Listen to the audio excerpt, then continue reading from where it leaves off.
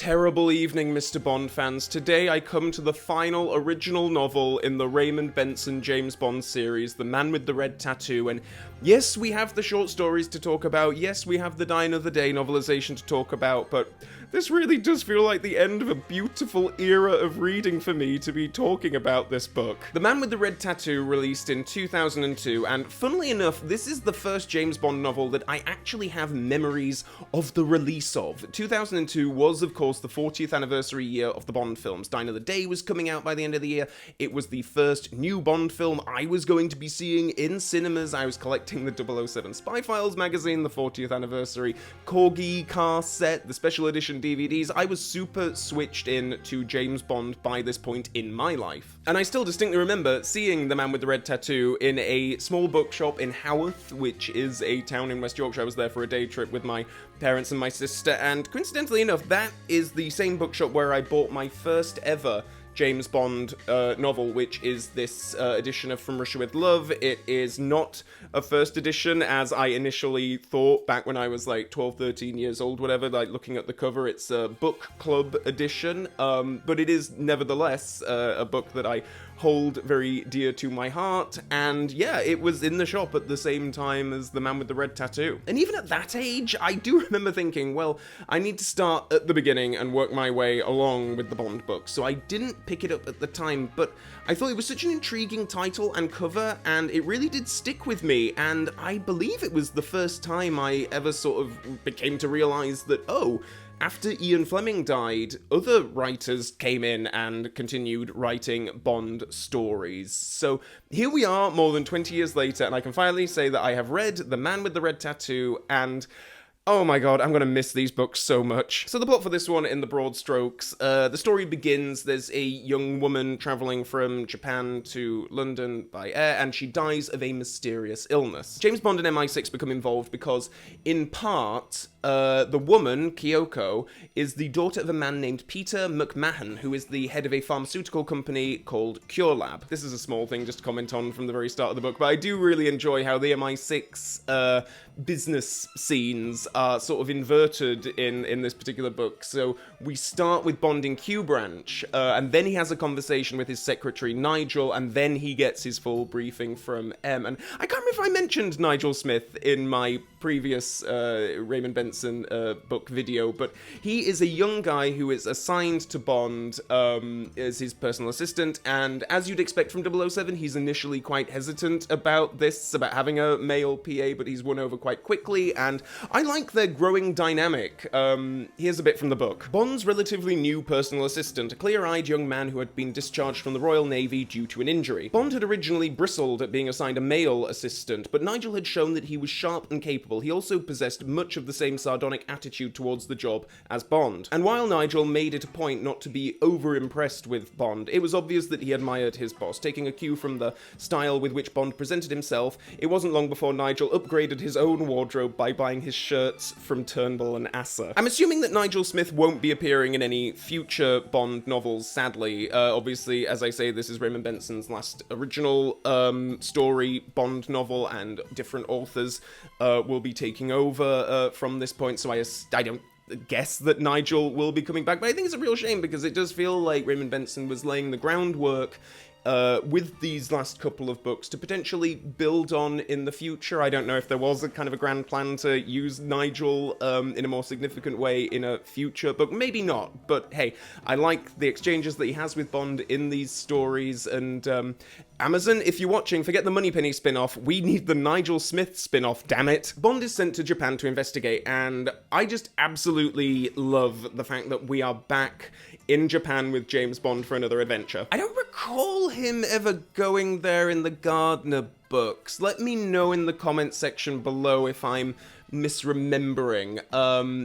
But Japan is a place where I just adore as a location for James Bond. You Only Live Twice, book and film, Nightfire, which was obviously released the same year that The Man with the Red Tattoo was, also saw Bond go to Japan. There is just something about it that just feels so intriguing and cool and exotic, and maybe a part of this is because I have never been to Japan myself, and I would really love to visit the country someday. So there is a sort of heightened mystery and intrigue from me personally emotionally about it, but I just love reading about the country, seeing it in films and what have you. I love the travel log aspects of something like You Only Live Twice. I love going back to that film and just kind of marveling at the scenery and, you know, the time capsule that it is. But also, I think because it is completely on the other side of the world from the UK, there is also just that sense of Bond being so detached from home, from MI6, from that familiarity. So I do think that it adds a certain extra level of danger to his missions when he's in the place. I know that Raymond Benson travelled to Japan himself when researching the story, and in interviews that I've seen and read, he talks about his experience of going there with a friend who was a big enthusiast for Japanese culture and could speak the language and so on, a friend named James McMahon, just as an aside, so obviously Raymond Benson used that name in the story, and I really felt that there was a great richness to a lot of the location stuff in this story in particular. It was really one of those transportive experiences for me in a way that I feel like only the best sort of Bond stories give me. When you feel like you're really in that place with Bond, High Time to Kill is another one that I just hold up as like, oh my god, like I was freezing cold on that mountain with James Bond throughout much of that story. And again, as always with the Raymond Benson stories, I really love the travelogue elements of the book. I just desperately want to make a trip to Japan now. But you know what, I don't think this counts as a spoiler because it is on the blurb of the book, but Bond's old pal Tiger Tanaka is back in this particular story. It's a very welcome reunion between him and Bond, and I do love, much like in the last story, where, you know, Draco came back, Mathis came back, Felix has come back in a couple of the Raymond Benson books, and I do really like that he brings back these characters. It is just kind of cool and fun to have Bond hanging out with these, you know, these familiar names. There is also mention made of Kissy Suzuki and James Bond's son, which I will be getting into in more detail when I talk about the short stories, one in particular. But yes, it feels very appropriate for her to have some kind of presence in this story as well. There's actually a really beautiful moment, I think, that Bond has with a vision of Kissy. It's towards the end of the chapter, which is appropriately titled Old Ghosts, and yeah, you know, obviously Vesper and Tracy are mentioned as some of the big loves of Bond's life quite regularly. Kissy does deserve to be up there too, and I feel like it's right for her to have more of a focus in this story in particular. But yeah, it's interesting. I think that Kissy is often slightly overlooked when it comes to, you know, Bond's big loves. And I guess it's because Tracy and Vesper are also, as well as being significant figures for James Bond in the novels, they are also significant figures for him in the films as well. Whereas with Kissy, obviously, it's quite different because in You Only Live Twice, she's the main Bond girl of the film. She's on the sex raft with Bond at the end of the thing, but she's you know, at that point in the films, they were just kind of like, okay, well, new woman in every film that he's gonna sleep with and stuff, and there was nothing particularly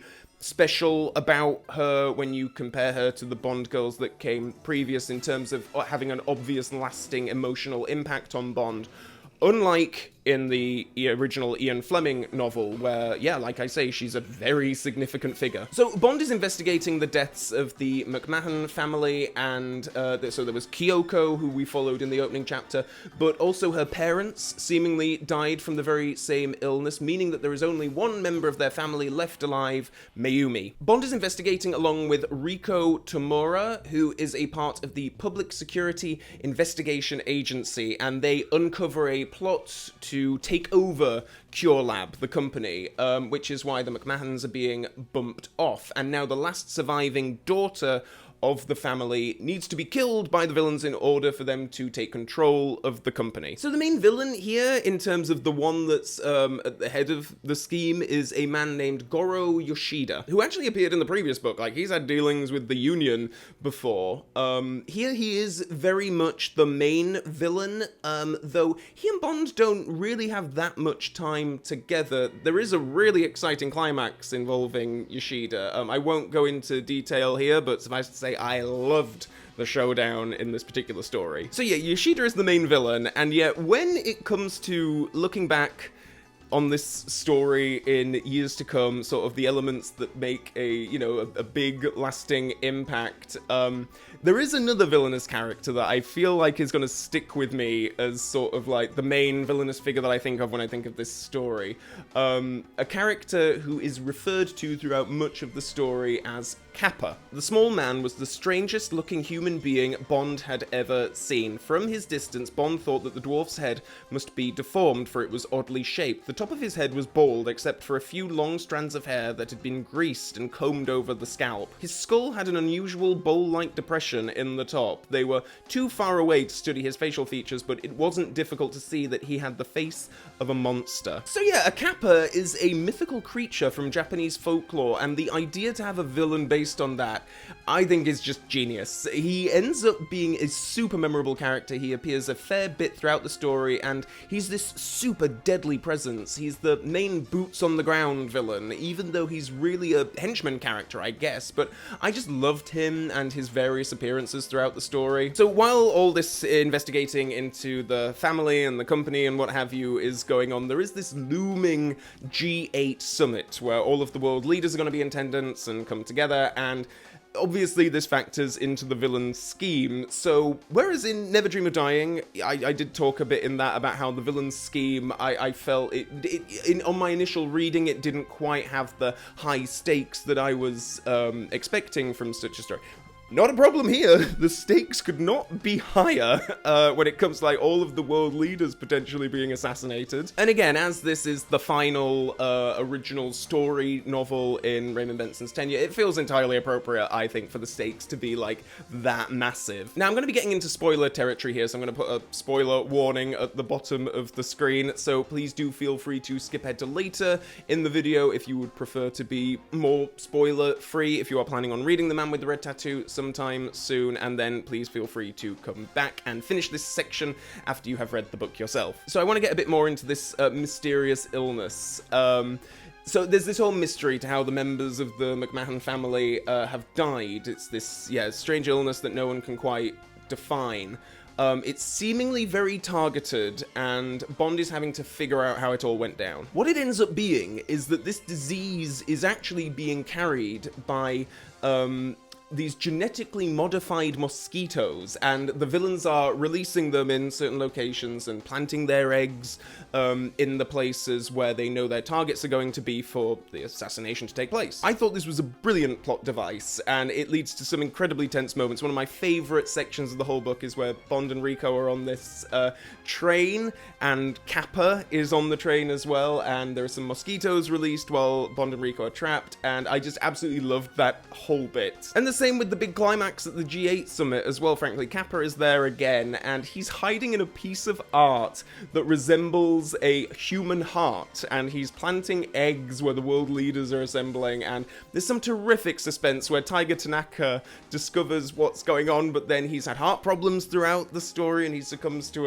a bit of a heart attack, the stress of it, and you're just like, oh my god! There were so many great, just edge-of-your-seat moments throughout this, and I think I've probably touched on this in every single Raymond Benson book that I've talked about, but I think just as an author, I think he has such a terrific knack for crafting these really like tense, suspenseful moments, as well as like these bombastic bits of action that are just like absolute, page-turning stuff, frankly. It's gonna be a real nightmare when it comes for me to do my Raymond Benson ranking at the end when I've covered all of his books, because I swear I've had such a great time with his era. So an additional fascinating detail about this book, there was a museum dedicated to the Man with the Red Tattoo on Naoshima Island, appropriately enough a location from the book, but yeah, this was apparently part of an initiative to encourage consideration of a film adaptation of The Man with the Red Tattoo to be made on the island. This is what I've gleaned anyway from reading several articles about the museum. At least I believe it has now closed,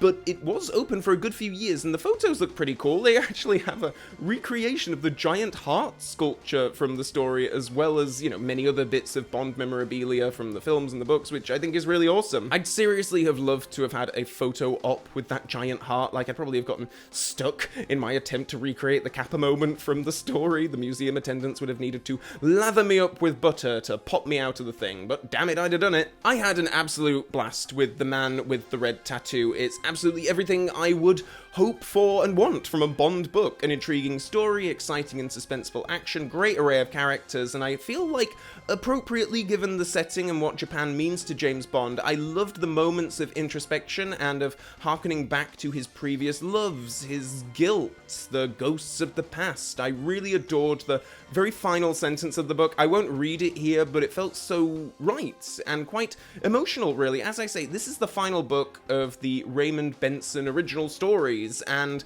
knowing what I do of the books to come after Raymond Benson, it's also kind of the end of almost 50 years of continuity for literary Bond at this point, so it's the end of an era on multiple fronts, and as a result, the end of this book in particular, I guess, you know, that's a part of the reason why it really did have an emotional punch for me. The continuity isn't super tight or anything, and I know that Raymond Benson has mentioned in interviews about not feeling obliged to stick to the letter of what John Gardner wrote and what have you, but both John Gardner and Raymond Benson had pretty damn good tenures as Bond authors, and were able to craft their own extended universes. When it came to 007, characters reoccurred. They could set things up in one story and then pay it off in another. There's an inevitable familiarity that comes with reading multiple books by the same author, like writing in the same series. And from this point on, after I've covered the Benson short stories and the novelization of Die Another Day, of course, we're going to be in completely new territory. So there we go. Another very highly recommended Raymond Benson James Bond novel. Absolutely had a blast with this, as I have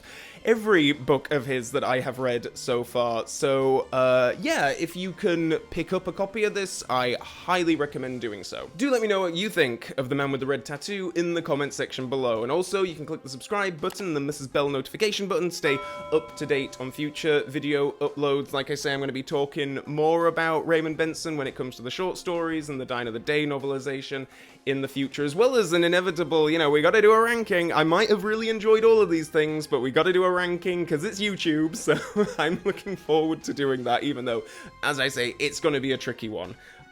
With all that being said, and until next time, Bond fans, so long for now.